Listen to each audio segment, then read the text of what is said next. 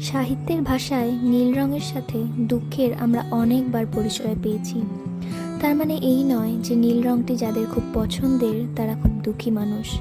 আবার কালার থিওরিতে আমরা পেয়েছি যে নীল রঙের সাথে রয়্যালটির একটা সম্পর্ক রয়েছে।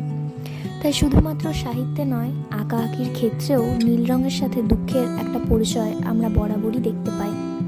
যেমন ভার্জিনিয়া উলফ তার একটি লেখায় বলেছিলেন, দ্য ব্লু সিমস এটার্নাল।